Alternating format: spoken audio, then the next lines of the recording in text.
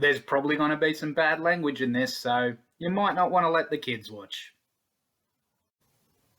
Hey everyone, I'm Dom, I'm a wino, and I just had to come here today and talk to you because I feel like someone needs to stick up for Michael Chandler. I've seen a lot of little whiny fucks, both before and after the fight against Oliveira, saying, oh, he didn't deserve the shot, he didn't deserve the shot. And I say, bull fucking shit to that. One, I mean, in hindsight, the fight itself proved that he deserved that shot. God damn, what a good fight it was. It was an absolute barnstormer from start to finish. That first round was like a whole fight in and of itself, I should say.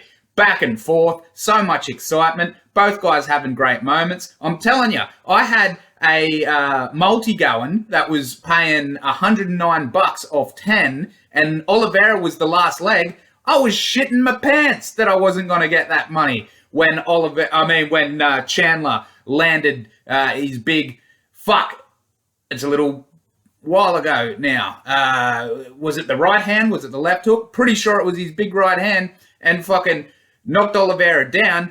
Oliveira's on the all fours doing the dart the head, avoid it, and Chandler's throwing those bombs. I was going, come on, Oliveira, survive. But I thought it was done a few times then. Not that the ref should have actually stepped in. I was just shitting my pants thinking I wasn't going to win any money.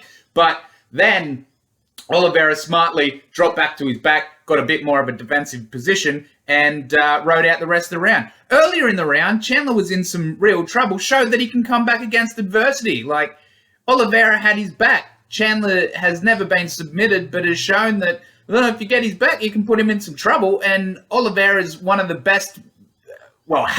best back games out of anyone in the UFC, maybe ever. I'd say the best back game in the entire UFC in its history has to go to bloody Damian Maia. But yeah, Oliveira's right up there. So that first round, he was so close to finishing the fight. He was that close to being fucking champion. And then Oliveira came out in the second round. Beautiful, beautiful stuff. And fair go to Oliveira. He won. But that fight showed that Chandler deserved the shot. And there's still people after going, he didn't deserve it in the first place. I'm glad fucking Oliveira fucking knocked him out and showed him he didn't belong and shit. It's like, it didn't show him he didn't belong. He fucking belonged. And I'm happy for Oliveira. I've liked Oliveira for a long time. And like I said before, I'm definitely happy for my bank account that I won a little bit of scratch off it. Side note, Barboza had already got me up earlier on the card. Good on you, Barboza. I couldn't believe people writing him off so much, even though Burgos is very good. But I digress. And even before the fight happened, that was the going narrative I saw happen in so many threads and discussions and in UG threads and Facebook groups and shit like that about Chandler doesn't deserve this shot. He's only had one fight in the UFC. Dude, other people have had shots off one fight in the UFC. Like, I haven't actually looked into every single one that ever happened, but 3 sprung to my mind without me having to look up, and then I looked up to confirm if I was right about it, and I was right about all 3. And guess who they were? Anderson fucking Silva, Big Nog, and Rampage Jackson. They're great fucking fighters. Anderson is one of the greatest champions of all time. In the conversation of possibly greatest champion. I'd say there's 4 guys in that conversation. John Jones, Anderson Silva, GSP, and Demetrius Johnson. So Anderson Silva came in on his debut, kicked the shit out of, and I don't mean that disrespectfully, it's just it was so much of a dominating performance. But yeah, beat up Chris Leben, gets a shot against Rich Franklin in his second fight, and then goes on to become one of the greatest champions in UFC history. We have Big Nog coming over, beats Heath Herring in his first UFC fight, gets the, and fair enough, interim shot against Tim Sylvia, but it was the only title available to him because Randy was having a little break, and he won it as well against Sylvia with that great guillotine. And then Rampage Jackson comes over, knocks out Marvin Eastman, put that absolute axe wound above his head. That's one of the biggest cuts in history. and then gets his shot against Chuck Liddell. One of the other greatest ever light heavyweight champions in UFC history, and he knocks him out and becomes champion. So there's three examples, without me even having to look up the history of examples of guys who gets a shot after one fight in the UFC. And no one ever complained about them winning. They're all fucking all-time greats, Anderson Silva in particular. And when you look at how Chandler got the shot, like, he was a former champion of the next best organization, well, in America anyway, Bellator. Bellator is in conversation to be the next best organization after the UFC. It's between them and one, I'd say. But UFC is clearly number one. And he's a former champion of that, multi-time champion of that. I'll actually put the cap on. And his last loss was to Patricio Pitbull, who's looking like one of the best fucking fighters in the game right now. I'd really like to see him come over, as a little side note, come over to the UFC and see what he can do there. But he's double champ, featherweight and lightweight, and looking untouchable right now. And then Chandler got multiple wins after that loss. His last win before coming over to the UFC was a first round, maybe even first minute knockout of Ben Henderson, where he just like steamrolled him. And then it makes sense that a guy like that gets a top-ranked opponent in their first UFC fight. That's what Chandler got. He got, I think, Hooker was number 6 at the time that Chandler got his first fight.